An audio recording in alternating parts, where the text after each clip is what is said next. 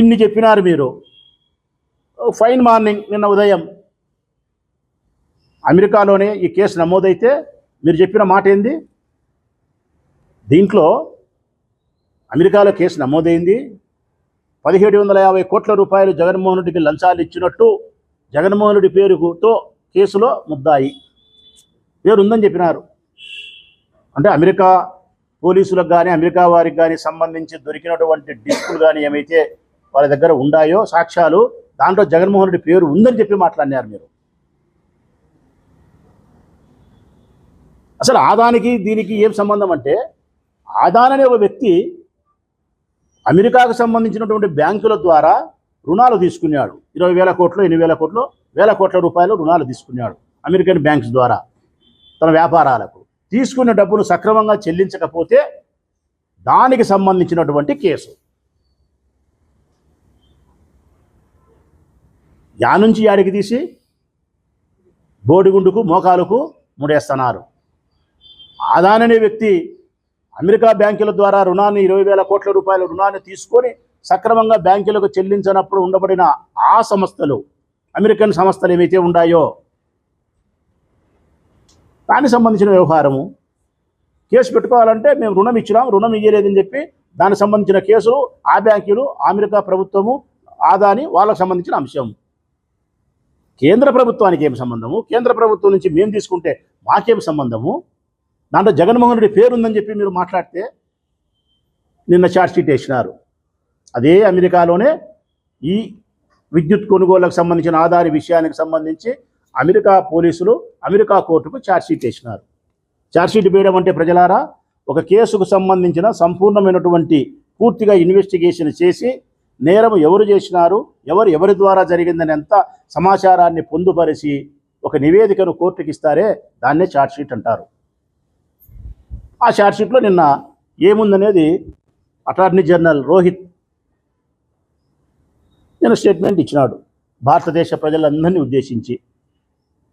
అందులో ఏమి ఉందంటే, ఎక్కడే కానీ వైఎస్ జగన్మోహన్ రెడ్డి గారి ప్రభుత్వము లేదు, జగన్మోహన్ రెడ్డి గారి పేరు లేదు. అసలు జగన్మోహన్ రెడ్డి గారి పేరు కాదు కదా, ఏ వ్యక్తి పేరు లేదు. దాంట్లో స్పష్టంగా ఉండబడింది ఏంటంటే, ఆయన చెప్పినది, అటార్నీ జనరల్ చెప్పినది, మాజీ రోహిత్ గారు చెప్పినది ఏంటంటే,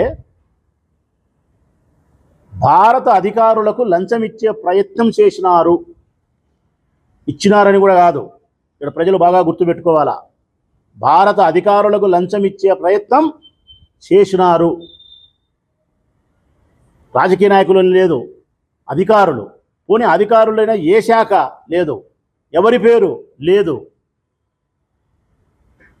మరి భారత అధికారులకు లంచం ఇచ్చే ప్రయత్నం చేసినారని ఉండే విషయాన్ని తీసుకొచ్చి ఆంధ్రప్రదేశ్ రాష్ట్ర ప్రభుత్వానికి జగన్మోహన్ రెడ్డి గారికి 1750 కోట్ల రూపాయలు తాడేపల్లిగూడెం లంచం ఇచ్చినట్టు చూసి మీరు మాట్లాడినారంటే మీ ధూమ్ దగ్గర మీరు ఎంత అబద్ధాలు మాట్లాడతారు. మీరు నమ్మేవాడు ఉంటే యాడికైనా మీరు అబద్ధాలు చెప్పగలుగుతారు. మీరు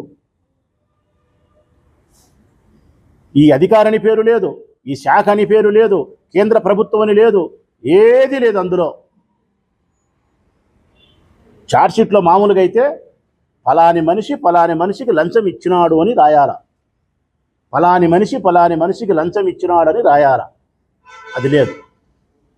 నిన్న ఛార్జ్షీట్ వేసిన తర్వాత రిటైర్డ్ అటార్నీ జనరల్ రోహిత్ గారు మాట్లాడిన తర్వాత స్పష్టంగా భారతదేశ ప్రజలందరికీ, ఆంధ్రప్రదేశ్ రాష్ట్ర ప్రజలందరికీ తేటతెల్లమైపోయింది ఇందులో ఏముంది, ఇది విష ప్రచారమే తప్ప మరొకటి కాదు అని చెప్పి.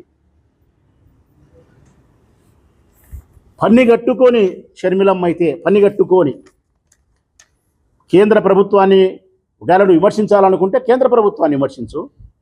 ఒకవేళ విమర్శించాలనుకుంటే గతంలో చంద్రబాబు నాయుడు కూడా షెకి దగ్గర విద్యుత్ కొనుగోలు చేసినాడు, దాన్ని ప్రస్తావించు. లేదంటే ఆదాని ఏదైనా తప్పు చేసింటే ఆదాన్ని విమర్శించు. ఆదాని లేడు, కేంద్ర ప్రభుత్వం లేదు, చంద్రబాబు నాయుడు లేడు, ఏ తప్పు ఏ నేరము చేయని సంబంధం లేని ₹2.49 తక్కువ విద్యుత్ కొనుగోలు చేసి 25 సంవత్సరానికి 3,512 కోట్ల రూపాయలు ఈ రాష్ట్రానికి ఆదా చేసినటువంటి జగన్మోహన్ రెడ్డి ప్రభుత్వాన్ని విమర్శిస్తావా? 25 సంవత్సరాలకు 1,00,000 కోట్లు ఆదాయం చేసినాడు ఆయన. 25 సంవత్సరాలకు షర్మిలమ్మ పని కట్టుకొని జగన్మోహన్ రెడ్డి గారిని విమర్శించడం, బదనాం చేయడం వేరే పని లేదు. ఆ అమ్మకు పెరిగిన జగన్మోహన్ రెడ్డి పిలిచి 2,000 కోట్లు 3,000 కోట్లు డబ్బులు ఇస్తే ఇదిగమ్మా నీకు అని చెప్పి అప్పుడు ఆ అమ్మ మానుకుంటుంది. ఆ అమ్మకు 2,000 కోట్లు 3,000 కోట్లు ఇచ్చేంత వరకు జగన్మోహన్ రెడ్డి పని విమర్శలు చేస్తూనే ఉంటుంది. రాజకీయాలను, రాజకీయ పార్టీలను, ప్రజలను, ప్రజా సమస్యలను అడ్డం పెట్టుకొని వ్యక్తిగతమైన ప్రయోజనాలను సాధించుకునే దానికోసం చేసే ప్రయత్నం షర్మిలమ్మ. 2029లో కూడా జగన్మోహన్ రెడ్డి అధికారంలో రాకుండా ఉండడం కోసం పాత పద్ధతిని అవలంబించి అబద్ధాలని అస్త్రాలుగా చేసుకొని జగన్మోహన్ రెడ్డి పైన నిందలు వేస్తూ డైవర్షన్ పాలిటిక్స్ చేస్తూ ఉండేది వ్యక్తి తెలుగుదేశం పార్టీ. తెలుగుదేశం పార్టీ తానా అంటే తందానా అంటూ వాటికి అనుకూలంగా బజాయించి డంకా మోయించే పత్రికలు ఈనాడు, ఆంధ్రజ్యోతి, TV5, మహాన్యూస్, ABN, ఆంధ్రజ్యోతి. ఇవి ఈ రాష్ట్రంలో జరుగుతుండేది. ప్రజల గురించి మాట్లాడుతున్నారా? సంక్షేమ పథకాల గురించి మాట్లాడుతున్నారా? 1,500 ఇస్తామని చెప్పినామే, ఇయ్యలేదే. గ్యాస్ 3 సిలిండర్లు చెప్పినాం, ఈ బుదురికి ఇంకా జరగలేదే. ప్రజలు మొత్తుకుంటున్నారే. నాకు పల్లె డబ్బులు 42 రూపాయలు పడింది అంటున్నారు. గ్యాస్ 810 రూపాయలు నాకు పల్లె అని మొత్తుకుంటున్నారు లక్షల మంది. అది మాట్లాడరు. 1,500 అడుగుతున్నారు, అది మాట్లాడరు. అమ్మఒడి అడుగుతున్నారు, అది మాట్లాడరు. 50 ఏళ్ళకు పెన్షను, అది మాట్లాడరు. బస్సు అడుగుతున్నారు, అది మాట్లాడరు. ఇటుక పిల్ల పెట్టలే అభివృద్ధికి, అది మాట్లాడరు. ఇవన్నీ మేము మాట్లాడతాము, ఇవన్నీ మేము ప్రశ్నిస్తామని చెప్పి నల్ల చట్టాలు చేస్తారా మీరు? ఇవన్నీ మేము మాట్లాడతామని చెప్పి నల్ల చట్టాలు మీరు ప్రవేశపెడుతున్నారు. మీరు ఎక్కడైనా చట్టాలు అనేది ప్రజాస్వామ్యంలో ప్రజల యొక్క హక్కులను పరిరక్షించడం కోసం, ప్రజలు సంతోషంగా ఉండేదాని కోసం చట్టాలు ప్రవేశపెడతారు పాలకులు. మన దరిద్రం ఏందో ఈ రాష్ట్రంలో ప్రజలను రక్షించేదానికి, ప్రజల సంతోషానికి చట్టాలు రాలే. ప్రతిపక్షాలను పూర్తిగా మట్టుబెట్టడం కోసం, ప్రశ్నించే గొంతులను పిసికి పారేసేదాని కోసం చట్టాలు తేలే. నల్ల చట్టాలు తెస్తున్నారు. ఫోక్స్ చట్టం అంట. ఎవరి మీద ఎవరు పెడతారు? అది ఎవరి మీద ఎవరు పెట్టాలి ఆ చట్టాలు? సోషల్ మీడియాలో ప్రశ్నించిన వాళ్లకు వర్తింపజేసి 1 సంవత్సరం జైల్లో పెట్టేదానికి ప్రయత్నం చేస్తారా? ఒక 14 ఏళ్ల మైనర్ బాలికపై అత్యాచారం, లైంగిక దాడి జరిగిందని చెప్పి తండ్రి ఫోన్ చేస్తే పోయినాడు చెవిరెడ్డి భాస్కర్ రెడ్డి అక్కడికి. తండ్రి ఫోన్ చేస్తే ఆయన చేసిన నేరం ఏంది? భాస్కర్ రెడ్డి చేసిన నేరం ఒక ఆడపిల్లకి అన్యాయం జరిగిందని తనకు వార్త వస్తే ఆ పాప దగ్గరికి పోయి పరామర్శించి ధైర్యాన్ని ఇచ్చి చిన్న ఆసుపత్రి నుంచి పెద్ద ఆసుపత్రికి పంపించి, ఇదే ఆయన చేసిన పని కాదంట. ఆ పాపపై లైంగిక దాడి జరగలేదంట. వాళ్ళ నాయన ఫోన్ చేసి పిలిచలేదంట. ఈయనంతకి ఈయన అక్కడికి పోయినాడంట. ఆ పాప లైంగిక దాడి జరగకపోయినప్పటికీ జరిగిందని చెప్పి నువ్వు మాట్లాడినావు. ఆ పాప వ్యక్తిత్వాన్ని హననం చేసినావు కాబట్టి నీకు ఫోక్స్ చట్టం వర్తిస్తుందని చెప్పి 10 సంవత్సరాలు ఎమ్మెల్యేగా చేసిన వ్యక్తిపైన ఈ కేసులు పెట్టి 11 రకాల సెక్షన్లు పెట్టి జైలుకు పంపిస్తావంటే ఏం మెసేజ్ ఇస్తున్నారు మీరు?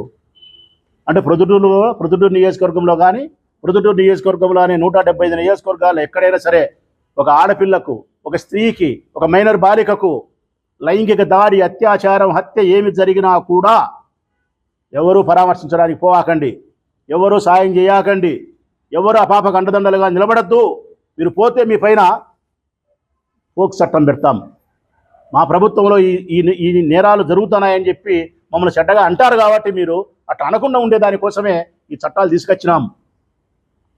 ఏం మెసేజ్ ఇస్తున్నారు మీరు?